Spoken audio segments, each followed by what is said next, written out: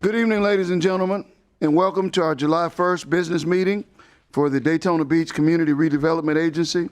That is our CRA. We're happy and delighted to have each of you with us this evening. This time we'd ask Madam Clerk for a roll call. Commissioner Paris? Commissioner Strickland? Here. Oh, I heard her. Commissioner May? Here. Commissioner Cantu? Here. Commissioner Henry? Here. Commissioner Reed? Here. Chair Derek L. Henry? Here. Is there a motion to allow for them to participate virtually? I would like to make a motion that we allow them to participate with Zoom. Second. All right, we have a motion, we have a second. All those in favor, let it be noted by saying aye. Aye. Though you guys don't vote on that. They can. They can. They can, yeah. Oh, they can? Yeah. Okay. All right. I guess you do. All right. Those in favor, let it be noted again by saying aye. Aye. Well, I'm going to take that as a 7-0 vote. Those opposed, same sign. My bad. Okay. Go ahead. Just to be clear on the record, only the members present vote on the virtual attendance of those not present. That's what I said. Okay. So we're going to start over. Okay. All right. So as I thought, you guys don't vote. So those in favor of the said motion, let it be noted by saying aye. Aye. Those who are in opposition, same sign. All right, this motion carries 5-0. Welcome aboard, everyone. This time we will have our invocation, which will be led by Commissioner Henry, followed by the Pledge of Allegiance, which will be led by Commissioner Strickland.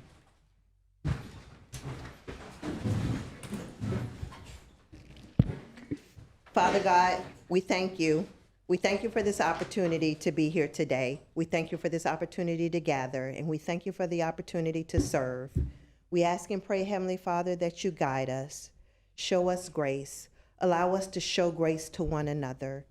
In your Son, Jesus' name we pray. Amen. Amen. I pledge allegiance to the flag of the United States of America and to the republic for which it stands, one nation, under God, indivisible, with liberty and justice for all.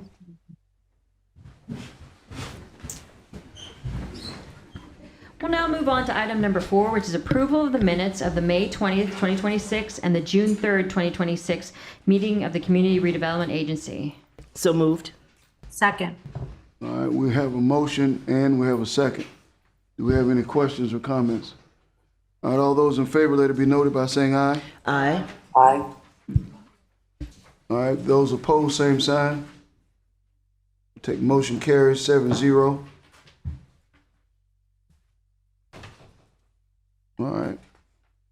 We'll now have our agenda approval. If there are any changes, our city manager will address them. Yes, Honorable Mayor, Commissioners, there are no changes for the CRA meeting tonight. I move that we accept the CRA meeting with the said agenda. Second.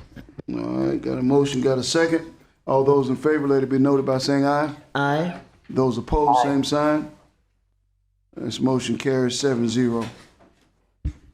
Okay, we're going to move on to item number 6, which is our presentations. Item 6A is Jack White of Jack White Land Company, Downtown Redevelopment, the future of downtown Daytona Beach's CRA. Also, Commissioners, the request for the presentation came from Commissioner May to the board tonight. I had actually attended a number of meetings, and Jack had presented this to me. He's also shown it to other development board meetings, and it has to do with how we can make wise decisions as it relates to CRA and development. So please, Jack. Thank you. My name is Jack White. I live at 415 South Palmetto. I appreciate the chance to come talk to you tonight. I usually, I wrote something down to read, but I'm going to actually just start off with an analogy, or at least a story. So this year actually marks the time when the Wall Street Lofts, a project we built 20 years ago, turns 20. And Chris Bowler and Maya over there can attest, we had a lot of great nights, during those early years when we were younger. So we talked about a lot of especially in the early years, all the great things that are going to happen. I thought, well, within 5 years, we're going to have a grocery store. We're going to have all these people living downtown. 20 years later, we still don't have a grocery store. And so those are the things you have, when you start off and you have big ideas and it takes a little bit longer than you hope for. Well, this year, we also are marking 10 years left in our CRA. And so given that 10-year timeline, we think we need to really start to strategize, think forward. What are we going to do in our last 10 years? How are we going to go out with a bang? So we came up with a little presentation and a strategy and some ideas on what we could possibly do and work together, both the public and the private sector. So we're calling it our 10-year acceleration strategy. But Jessica here is going to introduce the first concept and lay the groundwork for what I'll eventually talk about. Good evening, everyone. Jessica Gao. Not with Couple, just here as a resident this time. Jack heard that I like to talk to you guys sometimes. And so I was happy to be involved to see what we can do to kind of catalyze the downtown in the last 10 years we have. So my part of this presentation is just kind of teeing up where we are. It is all themed in baseball analogies, so good luck as we continue through here. I'm going to hit on kind of a little bit of what we have seen so far in the CRA and then transition over to Jack for kind of his thoughts on how we move forward. So just overall, as noted, we're entering the final innings of the game. We've got 10 years left of the CRA, originally established in the early 1980s. The sunset of 2036 is shared across all of Daytona Beach's CRAs. We're focusing on downtown for this presentation, as well as many of the other CRAs across Volusia County. So this is a limited opportunity window that remains. We'll see on this next slide, the CRA, when it was established, right, was to remove blight and kind of designed for revitalization. It was designed to create momentum, not exist forever as a recurring funding source. And so the earlier innings, which we'll look at, focused on stabilizing the areas, facade improvements, and things like that. And the final innings have to focus on transformation and kind of execution of that last 10 years. I want to say this is not a presentation that ends with, we need to do a master plan. You guys have a beautiful one. And it is not a presentation that says, here is what we want to see in downtown. It's a partnership request, which we'll end with, but that's kind of a highlight. You have a fantastic redevelopment staff. They have a fantastic goal and kind of mission, and we want to see how we can partner on how we bring that forward with the last 10 years. So these are the season highlights, continuing that baseball analogy. 80s and 90s, you saw the facade improvements, the Halifax Harbor project. 2000s, as Jack noted, you had the Wall Street Lofts, Brown to Brown, 400 Beach, the Esplanade. You saw a lot of momentum happening. So public investment that reduced, or private investment that reduced barriers to development downtown. Those individuals who said, I want to be the first one in and kind of be that catalyst. So we've got huge momentum in downtown. It is fantastic, but we think that transformational opportunities remain for that last 10 years. So we're looking at how we best leverage CRA funding to private investment and kind of get that return on investment, which Jack will go into more because, as we know, lawyers are not good at math. So the current standing of the game is that tools are available for a limited time. We've got 10 years. Long redevelopment timelines require urgency. You have seen me in an official capacity before this board a few times to say we need to change a tax increment financing structure because we don't have enough time left in the deal to recapture what we identified. We want to avoid misallocating capital and kind of low yield results. Looking at market cycles and timing matter. I think downtown and all of our CRAs are impacted by the current market, but also some of the cycles we've lived past since it has been established. And the closer we get to sunset, the more important that capital efficiency becomes, and that is that ROI. So with that, I'll move over to Jack, who's going to talk about our scorecard and how we envision looking at the next 10 years. All right, so kind of continue on with the baseball analogy.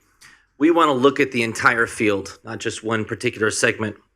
Now, we're in our last final quarter here of our baseball season, and we want to make sure that we're focused and determined. So we want to look at all of our resources and how are we going to play the field. So we broke it up into each base, looking at what each base represents and how are we going to play those bases. So a single, for those who know baseball, and I know it a little bit, like Pete Rose, he was known for hitting singles. He wanted to just get on base. And so that's what our analogy represents. Those are the small renovations. Those are the small business grants that represents a very important kind of grassroots approach to redevelopment. And those you want to have more of. You want to get as many and as active of the singles as you can. Doubles and triples kind of represent the adaptive reuse, the infill, mixed-use development, things like the Wall Street Lofts, things like Woolworth Building or any other building downtown. This is where you really get to bring in some of the smaller boutique-type projects. And then lastly, those are our Babe Ruth, Hank Aaron, home run-type transformational catalytic projects like the Brown and Brown, 400 Beach, and hopefully coming forward here soon is Accent. Am I going to next? Okay. Sorry, still learning presentations. So as Jessica alluded to, we've got the scoreboard and scorecard. We know what the field looks like. Now we want to make sure that we have ways to measure our progress. Now there's two ways that we've kind of developed this. The scoreboard, which is kind of looking at the entire field, and the scorecard. Now, the scoreboard is like a bird's eye view of how the redevelopment landscape looks. You can see the entire field. You see what's on first, second, third, and you have a way to see the value that's being created. And again, you're seeing yourself and how the field is being played. You're not putting too much effort on getting on first or too much effort on hitting home runs. So that's why it's important to look at the field as a whole. And then you have a way to measure and analyze that value that's being created. Now, my favorite one is the scorecard. Now, this looks at each individual project on a basis of what kind of ROI is being created. And so that you're able to measure the returns on the CRA money and dollars and investment that's being put in. So in a $400,000 building, if you're putting in $50,000, then you get a certain tax value created in the ROI and leverage that you're getting on that investment. So it's a way to really dive into each project and analyze what kind of return you're getting for what dollars are being put in, both on the public side and on the private side. So why is measuring important? When you look at several projects, you can kind of see the return you're getting from different possible options. So here you have a project A and a project B. We talked about kind of the different investment yields. So the project A is when you really get a good public-private partnerships where you have the private side leading the project and you have the public side coming in with CRA dollars. I use the analogy, that's a Warren Buffett type investment. You're getting great yields, you're leveraging the project. Project B, when it's just a public-led project, a lot of times that's like putting your money into a bank CD. It's getting a return, but it's not the return that you'd be looking for, especially with 10 years left in a CRA. So it's just a way to measure it and a way to look at two different projects and what kind of returns are we going to yield for those. So we can plan all we want, and we've all seen plans come forward and sit on shelves, and I don't like that any more than you do. But without the private sector, this is all for nothing. So this is where we're trying to help bridge that gap and engage both sides. We need more investors, but more importantly, we need more repeat investors. And so they are the truest statement to long-term viability of any community. And repeat investors look for clear goals and consistent, predictable processes. They want a strong relationship and partnership with all parties, including the city. This is why what we consider, and we'll talk about in a second, why roundtables are very important. Everyone is at the table equally to solve a problem. No one trumps one or the other, and there are no seats for egos, and that's what makes for a good partnership. And so I'll let Jessica take over. So we've looked at trying to identify, in the last 10 years, looking at the downtown, what would be what are the goals? And these are just some, these are an example. These are our thoughts, part of this process would be this is the start of a conversation. And so what these goals actually end up being, I think, depends on where we go from here. But 1,000 residential units, right? We've talked about hitting that maximum yield to where we have energy downtown. We have consistent people going to the shops and the businesses. $250 million in private investment. That would be a good threshold goal to hit during the CRA lifetime. A grocery store within the CRA, right? We had that vision, even on the Accent project, right? That was originally envisioned. And all of the grocery stores came back after trying for 5 to 10 years and said the heads aren't there, right? We don't have the population downtown. Now we're getting that population, but we only have 10 years left to kind of get that last piece in. Targeting redevelopment corridors, we've seen some great activity there. And then reducing vacancies and having a growth in taxable value. Now we say this and we drafted this presentation knowing that taxable value will be an ongoing discussion in everything that we all do, at least through November. But we wanted to end with kind of a request that we're not just giving you a presentation to say that Jack is thinking about the last 10 years, a lot of the downtown businesses are, but it's how would we like to partner with you? And what we envision is creating kind of a framework for implementation of a 10-year goal. At this point, and I'm going to pass it over to Jack again to give you more insights between what we've talked about at Redevelopment Board and here, is putting together a team that can identify barriers to development, strategies, the incentive packages that work the best over that 10 years, and really allocating the CRA staff time and energy, and also the funding to the measures that will have the greatest return on investment for that 10 years. Right now, what we're asking, and Jack will go into it, so this is again a little teaser, is for the city to allow us to work with your staff to put together a survey of roundtable participants of kind of the measures that downtown needs and kind of the barriers to that. And then to allow staff to participate in the roundtable, not to host it, not to have a public commission workshop, because we think that having that private input is key, but it would come back before you. But we want to make sure that the city is at that table as a key party to that. And with that, Jack, do you want to go over the handouts that they received? Yes, and I apologize. I gave out all of my handouts, so I have nothing in front of me. So, yeah, actually, if I could just look at that. So this is not part of actually the presentation tonight. I don't want to go into another presentation to follow up on my first presentation or our first presentation. But this is kind of the phase 2 of the process, and we're really where the rubber meets the road. We want to put together, as Jessica alluded to, the roundtable process, 3 steps. One being a survey where we get a groundwork and some foundational work on what would eventually become where the players are seated at the table, not just the city, not just developers, but the financial sector, the planning and design sector, all the people that are there to help build a project. So that when someone says, well, here's a problem, someone at that table can be part of the process, part of the solution in getting that resolved. And once we get kind of the team built as far as the round table, then we move on to the workshop, is where we identify certain particular sites that are prime for redevelopment, whether it be a historic building like the Woolworth Building or a site that might be work for multifamily. And we start to kind of work with the end in mind, saying, all right, what is it going to take to get this site developed? So we've got the developer there, we've got the banks there, we've got the designers there, we've got the city there, and we kind of lock ourselves in a room and figure out how to make it work.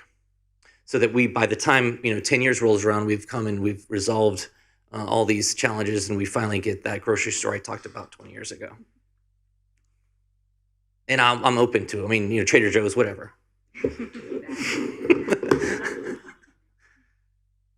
So that kind of ends it. I'm happy to answer any questions. Jessica's happy to as well, right? Okay, she's here too. And or follow up with a further presentation if you want one. So I think what I'm receiving from your presentation is that it's about limited time and expediency. And if we miss the window, then we will in fact miss out. So can you talk to us about what happens if we do have some buildings downtown, some business downtown? How does that impact our tax base? With the potential of us losing some taxes, how would this help us from a tax base? Well, let me answer it in a different way, is why 10 years is important and why now is important. Because if you wait 9 years and wake up kind of like we used to do with our homework the night before the exam's done, it's too late. The leverage and the opportunity and the money that is available to use as an incentive is gone. And so today is important because we have to look in 5-10 years out to say the money that's available, the CRA dollars, the CRA incentives are valuable now. They won't be as valuable in year 9. Mm-hmm. And then also, when I look at your base 1, 2, 3, 4, so is this a program where you're looking at all the bases at the same time. And when you come to us, you will have something for every single of your segments saying, this is what you need to do here, here, here, here. And then we just go for it at one time. Right, and I'm not a baseball guru, and I know you are, Juanita, so I don't need to preach to you about it. But it's you're playing the entire field. You're not spending all of your energy trying to hit that home run, because the Accent Daytona is a great project. We started that in 2017. That's already been a decade. So if we spent all of our energy and time on one project and it got started 10 years from now, it's too late. We need to play the entire field and realize that a project on first base, Mr. Dunderbox, I mean, getting that downtown after it's been in the mall for 50 years is a huge win. We don't want to miss that celebration. So a first base is just as important as a home run, and we want to make sure everybody is there to be part of that. Mm-hmm. So, what can we do as a city to help you move this forward quickly? Because again, I'm looking at TikTok. Time is going. So what could we do as a city to help you? So I think the first step right here is kind of allowing a little bit of legitimacy in the next step, which is if you guys agree that this sounds like something that we can look at. Jack has dedicated a lot of energy right now, has a lot of great thoughts. The survey piece of it and invitation to the round table sound like something that is more real to an investor, to financial teams, if it's something that's in coordination with the city. It's not a random downtown property owner saying, hey, what do you think about this? And so it's creating a structure where, we have direction from the commission that this sounds like something that's great, work with staff to see how you can move forward. And then right now it's information gathering and kind of putting together that plan that Jack noted. What I found fascinating was, is this something that we could implement in our other CRAs? So we have the business people coming together. If I'm understanding, you would bring in site selectors, and then they would say, hey, for this community to do well, you need this ahead of time. And then we see how do we bring those parts to the table. And that's it's more guaranteed that way, that we're moving in the right direction. It feels like right now we sometimes start off a little bit at a time and then we stop. And this is reversing it. It's identifying the roadblocks in advance so that we work backwards from there to remove those roadblocks for the remainder of the time. Is this something we think we'd like to have them move forward with? Mr. Mayor, Commission.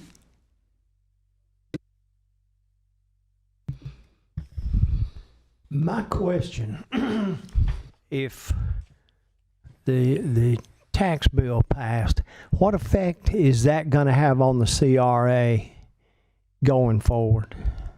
Can you answer that question? We're going to have much less in the CRA budget. I think that overall, you'd have to look at how many homestead properties you have in your CRA, because those funds are dedicated. And it's probably likely that your CRA areas have less homestead value than other areas of the city. But I think it will still have an impact. But we make up the difference with our commercial base. Correct. Okay. So if we now improve our commercial base, what happens to us? As, let's say, the property tax bill passes and we have a good commercial base, what happens? I mean, less loss. If you look at the numbers that the county put together, I think Daytona Beach was one who, I mean, of course, this is just Jessica narrating, it's a catastrophic impact on budgets of local governments.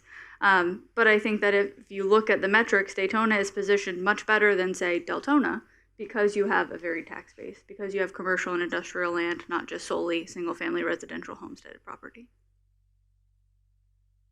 Well, it's certainly an aggressive approach, and the 10 years is for every CRA. And so I was sitting here taking notes because we all have a CRA. And but I don't know how much we could dedicate staff to 5 CRAs.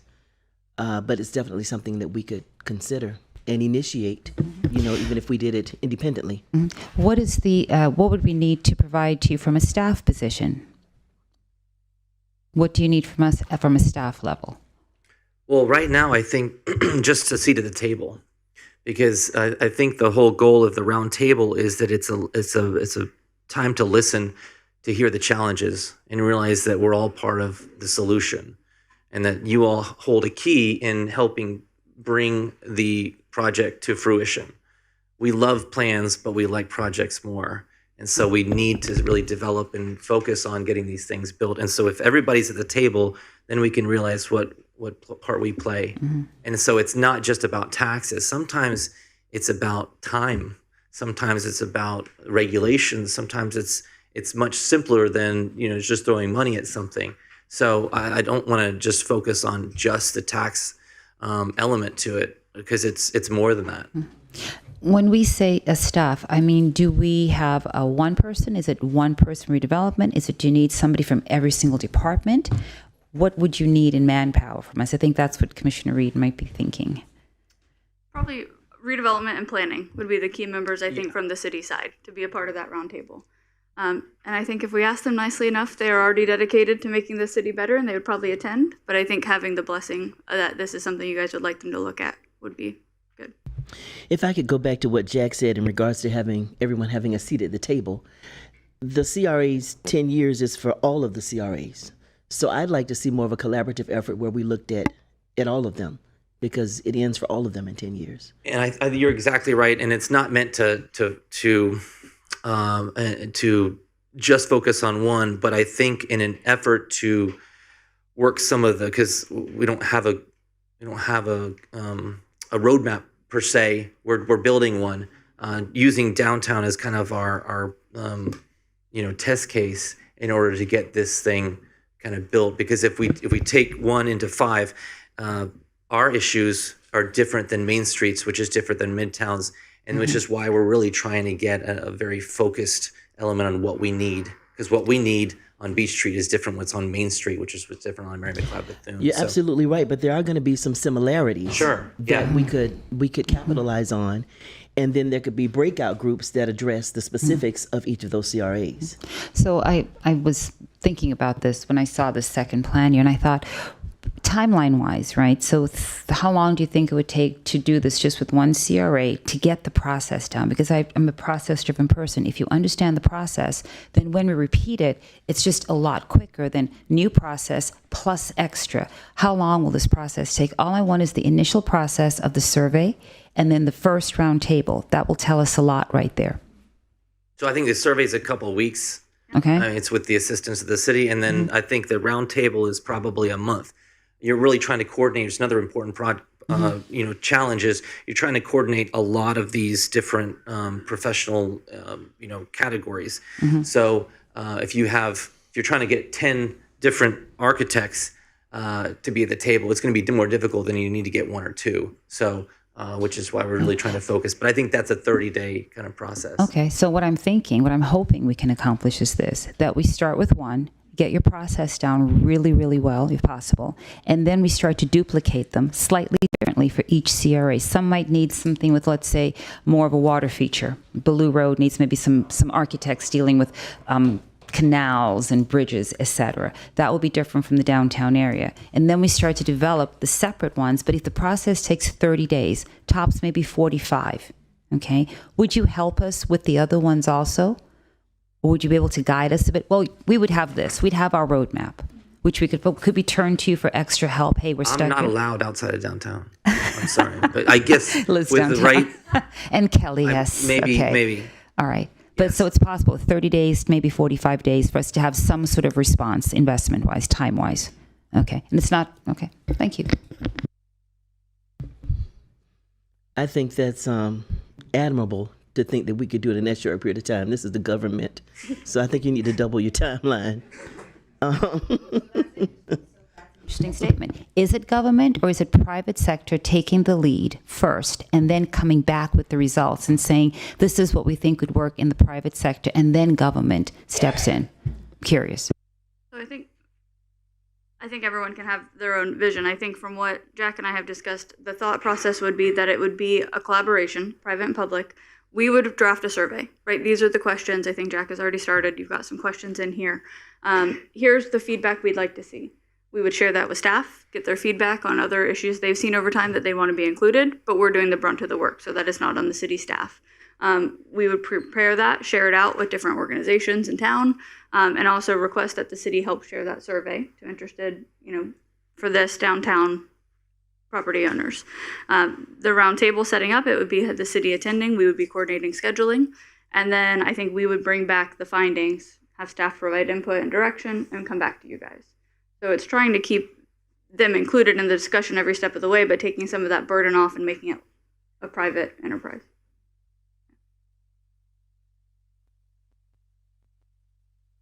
I just wanted to thank you both for the presentation. And as Jessica said, we're not looking for another master plan. So I'm with that. I'm with you on that, Jessica. So I understand we can't do everything at once, but what you presented is how we should be, I guess, organized and intentional about things. So by bringing the private sector into the round table, I think with what we have put down as our priorities and bringing the private sector to the table saying, hey, what do you guys think would be most beneficial and how can we make this work? So I think what we may just be lacking is, timelines and funding options and just the accountability of when it's going to start, how much it's going to cost us, and what's going to give us more return for our money. Because I mean, that's what it all comes down to. So I would be for having something like this. I just wanted to know how it would work with the current CRA priorities that we came up with as a commission.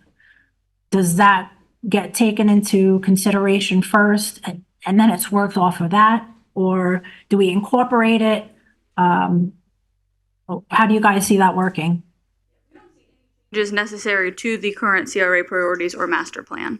It's you've identified all the tools and strategies and the vision, and we'd like to try to help identify where those priorities get stuck when they're implemented so that we can work backwards to remove them. So no changes to the priorities, no changes to the master plan, just working with staff. Part of it is as simple as marketing, right? What we said at Redevelopment Board is the city has had a fantastic sidewalk license program for decades. And it's, you're allowed to have the shops out of the restaurant. If a new business is coming into downtown, they don't know that. So it's getting that word out. And I think that you guys formalized it a few years ago and you've had a kind of a bloom.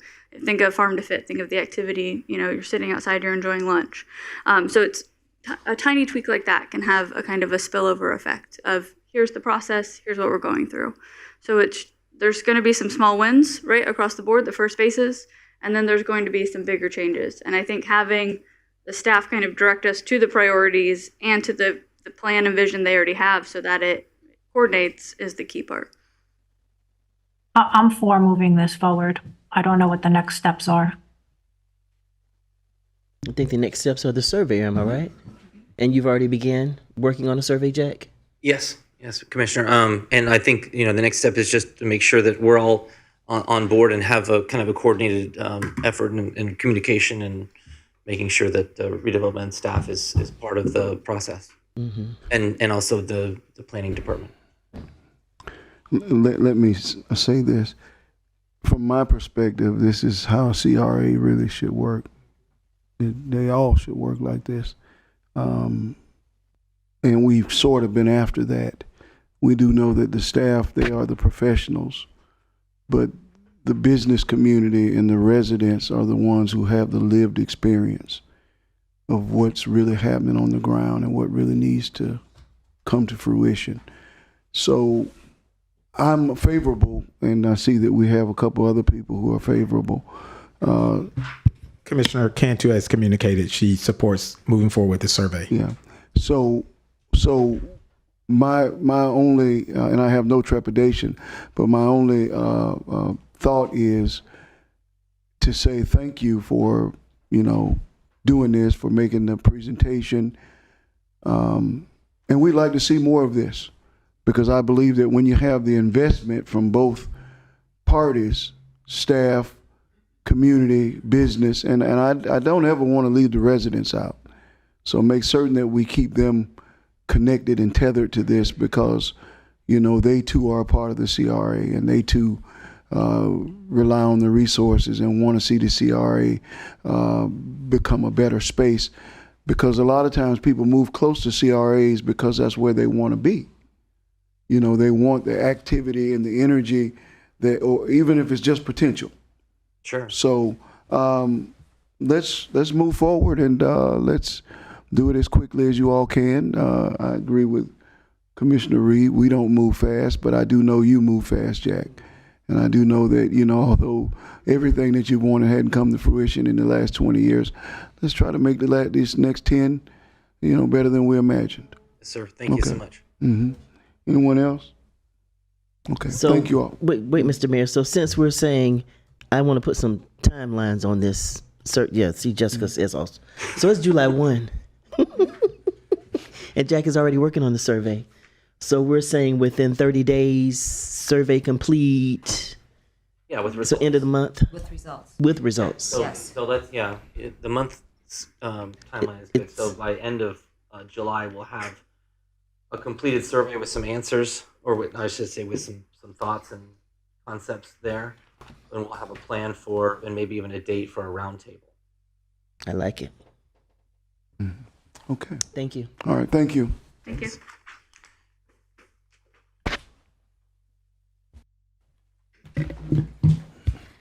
Okay, we're going to move on to item number 7, which is the administrative items for the CRA. Item 7A is the Public Works Department ECHO grant submission and acceptance.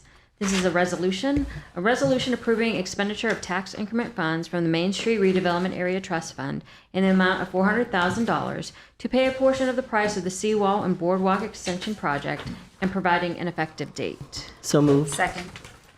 We have a motion and a second. I don't have any speakers for this No item, Mr. speakers. Mayor. All right, do we have any questions or comments from the commission? All right, hearing none. All those in favor, let it be noted by saying aye. Aye. Aye. Those opposed, same sign. Motion carries 7-0. Okay, we're going to move on to item 7B. It's the Redevelopment and Neighborhood Services approval of use of CRA funds through the 0% interest loan commercial incentive program.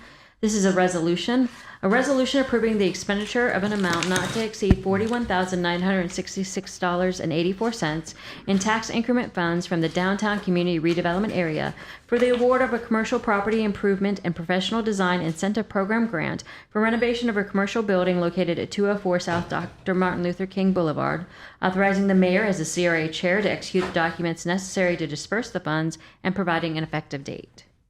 So moved. Second. Now we have a motion, we have a second. And I have no speakers for this item, Mr. Mayor. No speakers. Mr. Nicholson isn't here tonight? I don't see him. I don't see him either. Mr. Mayor, I did want to address this. In our backup, there were some concerns in regards to how this business has been conducted. I understand that there is a variance. And I don't know if you all have seen all of this. They have done a lot of work to this facility. It's absolutely beautiful.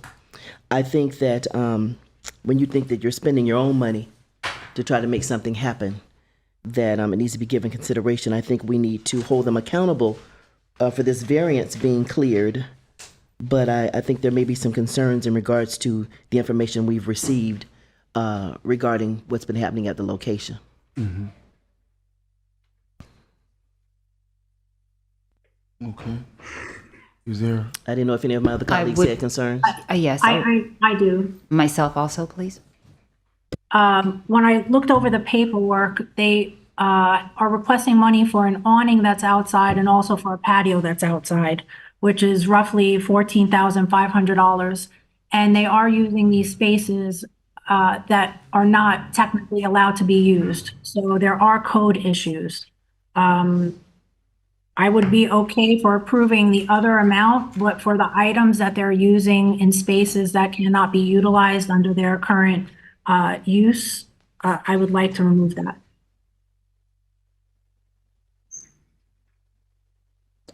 Did you have something?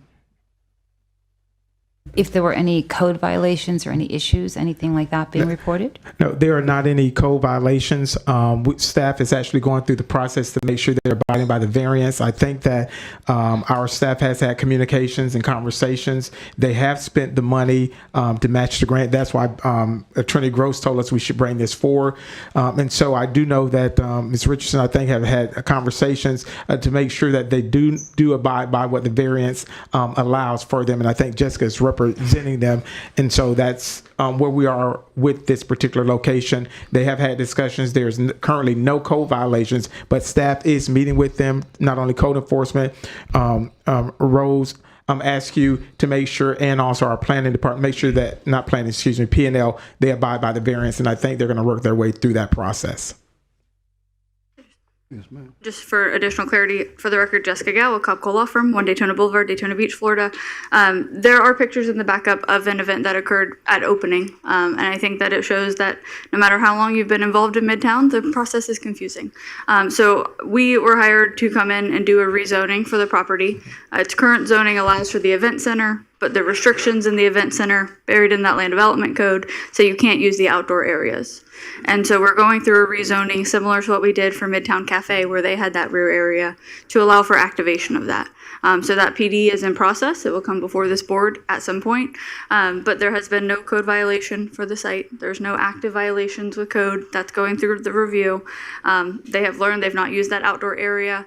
It has been improved greatly. If you have not been there, it is a beautiful improvement to the area. Absolutely. We did have a neighborhood meeting for that rezoning, talked about the use of the rear area, and we got resounding support at that meeting. And so I understand that you guys want to make sure that grant funding is used properly. I think that this is a property owner, and I don't know if Renee wants to speak, who is dedicated to this area and making this a success for the community.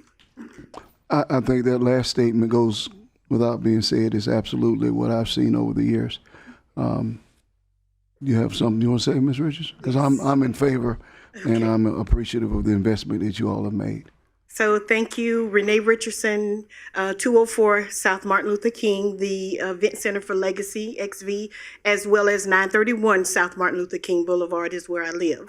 So I know there has been some questions as to the type of events that we have been hosting or having, but I want to give you just the Super Bowl event is maybe the pictures that was attached to it that had the outside area, but we've had Bike Week, we've did a Valentine's event, 2 funeral repasses, college graduation, a high school graduation, poetry slam, my granddaughter's second birthday, Memorial Day event. We've had line dancing. We've had a First Friday. We've had a 50th birthday party. We have a 47th birthday party scheduled. We've had a baby shower brunch, a sip and paint that's coming up, Father's Day celebration, and a class reunion sail away that was just last week, and it was successful. So what we have done and provided is just an opportunity for people to come out, enjoy the space. We're going through the steps of doing the plan development to be able to access the back area. So we don't want to do anything that's not in line with what the city has, and we would appreciate your support with that. Go ahead, Lord. Renee, would you also, because I did converse with them, would you share what the neighbors have said? Because that was one of the concerns, that those neighbors are immediately on that fence, on the other side of that fence behind your patio, that you had this meeting with the community. Yes. So when we had the meeting that was June 1st, Ms. Gowell sent out all of the 107 invitations. So we had nobody to talk against it. We had nobody. Everybody was so impressed with the opportunity and with the event center. Everybody is waiting for us to be able to access that back area, because we have so much and so many ideas, that want to be able to bring revenue to the area, to bring a different vibe and an environment to the area. So we definitely would love to have, you guys to stop by and just to come by and see and take a look at it and stuff. But we have worked extremely hard. It has been extremely costly. So we would definitely appreciate your support. I appreciate your efforts in that area. I think that it brings, it helps and supports the existing businesses, and hopefully you're a catalyst for more to come. So there's more economic support. I think that's wonderful. Thank you. So it was one event that went a little bit off the rails. It was one event. Yeah. And we try to keep a hold of everything. We try to let the patrons know that's renting the space that we have rules and regulations. We try to keep within that. We are keeping within that, and we're monitoring and making sure we're taking the necessary steps to move forward with all of the requirements, whether it's, an after hours, the permit, or either, anything that we have to take care of. We get on it immediately. We don't let it linger, and we make sure that we stay in touch with Ms. Jessica, letting her know everything that's going on with it. Thank you so much. You're welcome.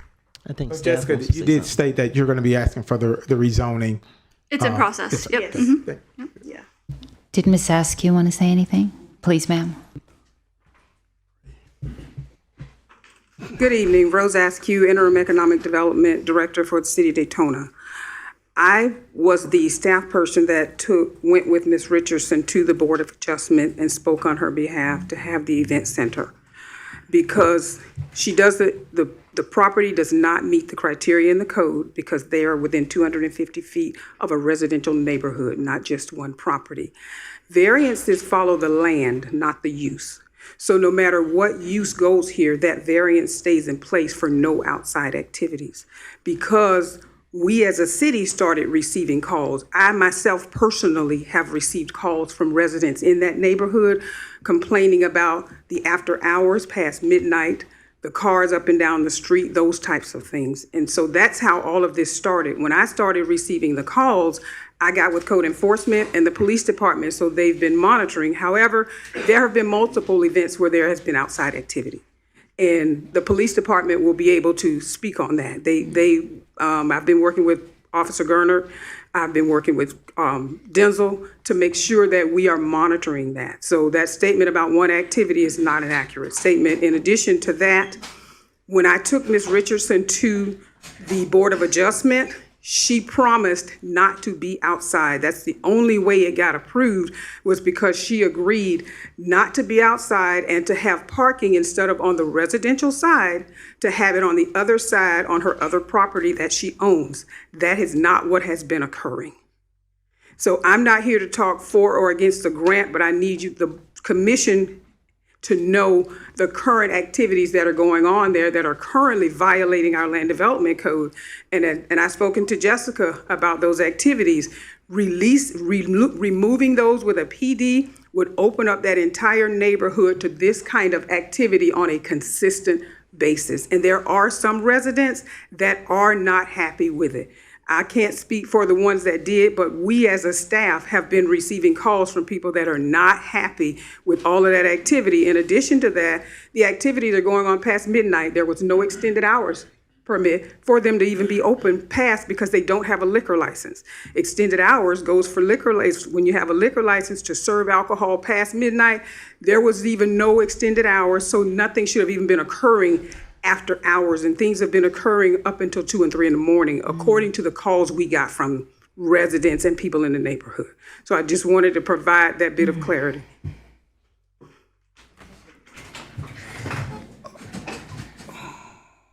Just to respond to that, I did talk to Rose, and I think that Renee has also tried to keep in contact with Rose on these this site.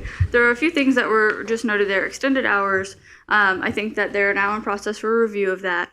I think that a lot of these discussions, the cars parking on the road, having parking allocated, the site does have the parking allocated across that was required by the variance. That is in place. They are directed to use that parking. If you have people coming to an event, you can direct them to where to park, but you cannot control where they park. I think that that is one of the issues, and I think we can work with the city on how we enforce that harder, how we look at signage. Hours of operation, I think if you're looking at structures and contracts, they've got a certain time frame. The PD agreement will also have hours of operation for all activities that are outlined in there. That's already in process with the city as well. I think that I do want to just say, code enforcement has been out on the site. There is no active violation. I think that I understand that we have some calls and concerns that were made. They are investigating that. They're looking at it. You've got a property owner who is committed to staying in compliance and doing what the city needs them to do. There is not an active code enforcement violation. They are being treated as if there is. I just want to say that. The statement is, if this PD is approved, which will ultimately be a decision by this board, if they're allowed to use that outside area or not, if we can have a 50th birthday party in the back, I see that as a benefit to this area. And so while I understand that we need guardrails, we need to make sure rules are followed, you've got a property owner who's committed to improving this area and who needs to have the chance to prove that.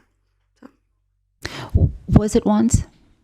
Was it only once, Jessica? The outdoor area, Renee, if you have the pictures. So I don't have the pictures. You guys have been provided the pictures. It was the Super Bowl, our first event opening. We had a screen thing there, but we haven't put it back out there since. If anybody goes out on the back, it is we do not allow smoking inside the building at all. So people may go out and smoke out there, but we do not allow smoking in the building. It is not safe for us to have that in there. We don't want to, have that smell or anything inside the building. So we have an area that's allocated for outside. We have not had huge dancing, all the things. We haven't had that. We've had certain things here. We try to keep everything inside to be conformed. We haven't done anything, and anytime that anybody said anything, we jumped right on it. We corrected it. We made sure. Has any? Sorry. What's your maximum capacity? I'm not really sure what the maximum capacity is for the event center, but it's a huge, beautiful space. So just from a policy position, what happens if we move forward with the grant, but then the rules continue to be broken and the neighborhood continues to call? What happens to the grant money? Is the grant money kept or returned? Is there any penalty for that? There is no contractual provision triggered by their compliance or non-compliance. They would be subject to code enforcement. However, there is a provision in the grant program that requires them to remain in business for a period of time afterward if, due to code enforcement activity, they no longer were in business and didn't meet that requirement, then the loan would need to be repaid. So the grant is for the building improvements that are complete at this time. So that's the activity is the piece of the puzzle of the staying in business, having an active BTR, and getting the zoning in place to then allow the outdoor activity is a completely kind of distinct path. I guess the place that I'm stuck is, I love what you're doing. I think it's much needed in the community. The place that I'm stuck is that I have one position saying that it was only once. And then I think, if I understood Ms. Askew, it's more than once. So I'm stuck between an honest mistake, we had people rent our facility beyond our control, versus it was an ongoing issue. That's where I'm stuck. Has PD weighed in? Would they be able to tell us anything like that? Just that I just want to be sure that I'm making a decision based on accurate information. Well, the information that, and I think Attorney Gross talked about this, they've met the standards to receive the funding of the grant. And that's what this is about. This is what this is about. What they're working their way through now is code or variance issues or concerns. What Ms. Richardson and Ms. Gow have stated is that they want to go through the PD process to allow for the use of that. But based off of what was required for the grant, they have met those standards, and that's why Attorney Gross says that we should bring this forward, but allow for them to go through the process with permitting and licensing and code enforcement if there are any code violations that need to be rectified, or changes in their PD, which is they want to bring forward because they do want to now utilize the patio space for things. But what we're voting on tonight is dealing with the grant, which they have expended the funds to improve the property, and we will go through the process of working with them on any variance or code issues that may be on the property. Okay.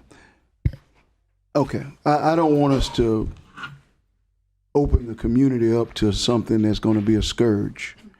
I don't expect that from you all. And I certainly want the activity and the energy that you're bringing, and I'm appreciative of the investment, and I am supportive of what you've done and ready to move forward with this portion. But let's just make sure that we are being good partners, because I know you live there. I know it's your community too.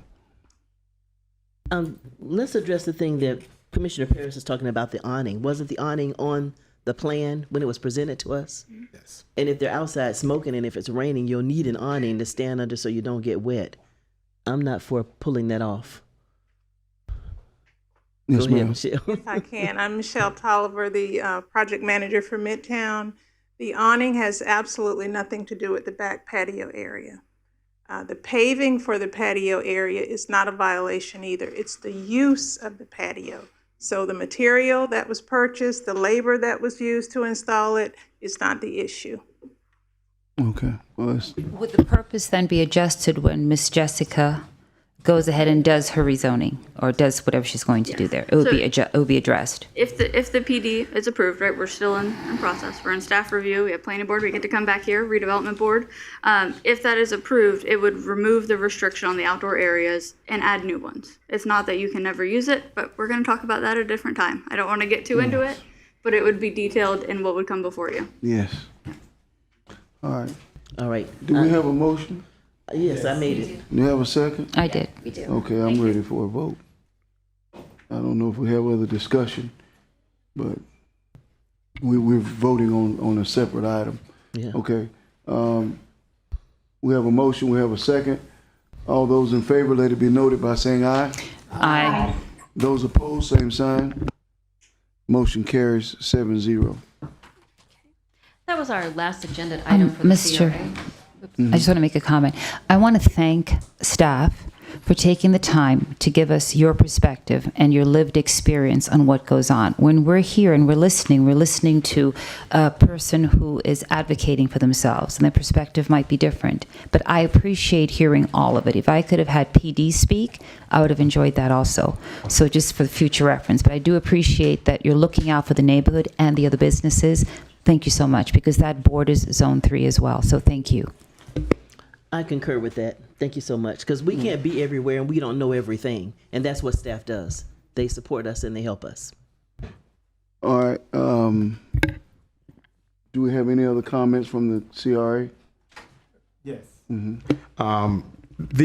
You all requested at the last meeting that the CRA look at providing funding for the Folk Festival Conference or a commitment.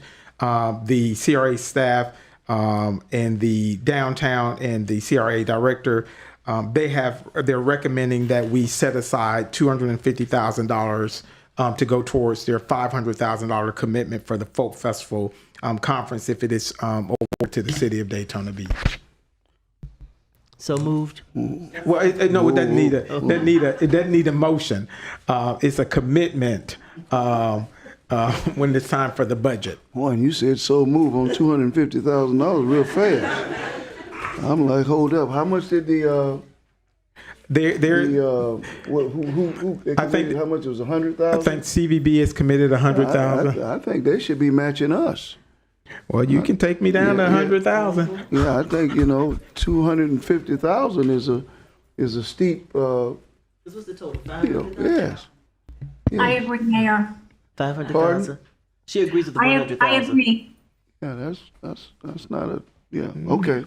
So yeah. Do you want us to keep it open? I want you to keep it open. Up to 250 if they get whatever they can match. A contribution from outside. They're trying to get about 500,000. So right. Whatever they can match, they need to up it. That's they. I'm not begrudging them, but this is what they do, and the lion's share of their money comes from our community. So we need to see them have a lion's share of their money coming back into Daytona Beach. We're the major. I think folks. I think the CVP would like to make a comment. No problem. Lori.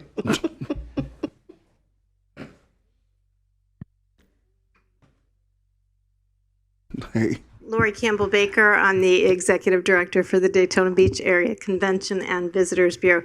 This is a very exciting project for us. We have a lot of steep competition out there.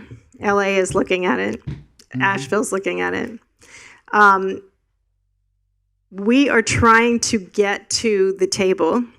In order to do that, we have to show that the community wants this event. So the Convention and Visitors Bureau Board, the Halifax Area Advertising Authority, put up $100,000 to get this ball rolling. We have contracted with someone who raises money. She was here earlier tonight, Jenny Craig and Company, to help us to get to 500,000. If we don't get to 500,000, we don't even get to be considered. If we do get there, and we hope that we will, then we could potentially make the short list. They will come to Daytona Beach and they will cite this area and see if this is a good fit for them. There's a lot of ifs going on. We believe that this event will really be a nod to our community, our many cultures, the arts and culture that we have been talking about for so many years. This is a feather in our cap if we can do it. We're looking at about 100,000 people, a 3-day event. They'll stay in our hotels, but more importantly, they will spend money in our businesses. The community will be there. Folks will come in from outside. Our funding, by the way, doesn't come from local ad valorem taxes. It comes from the visitors throughout the Halifax area, which goes all the way up basically to the Flagler County line, down to Ponce Inlet, and over toward the interstate. The visitors that stay with us are what give us our funding. And this is an exciting project that we are hoping to get off the ground. Think of it like an early Biketoberfest, but with this sanctioning body that's putting it together, we would get, as Kay Galloway back there says, training wheels for 3 years to make sure this is successful. This is going to be great for our community. It is by no means a given. So we would appreciate any and all support to help us to show them that the community wants it. We want it, but we want some more money from some other folks. And we'll leave the $250,000 from my perspective open and available, but I think you should ask the CVB to make sure that they cover the rest that we don't get. We will be out fundraising for the rest. And the deadline for that, Lori? We have to turn in a proposal, an RFP proposal, With the August commitment. 3rd. August with 3rd. the commitment. We are on a very short time frame. What are some of the smaller amounts you've received?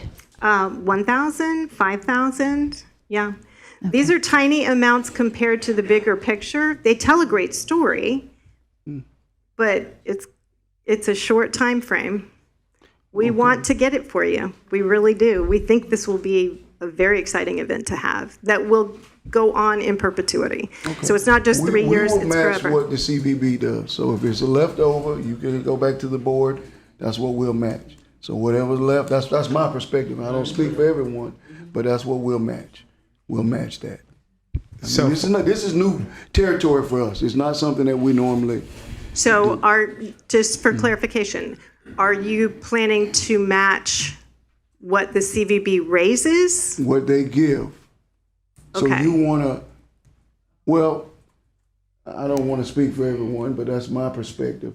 Because we plan to raise 500 grand. Well, so. I know you plan to raise 500 grand, but We would love your 500. But no, we will match what the CVB matches. So you are not talking about how much we compile within the community with generous donors. You're talking only about what the board itself provides. Mm-hmm. Is that in addition to or only? You said 250 to start. Well, Do if you mean in they no, if they match 250, then they got in 250, then they've got 500,000. But whatever, we'll match up to 250 to what they match. So that's board for board. Board for board. That's the way we feel. Okay.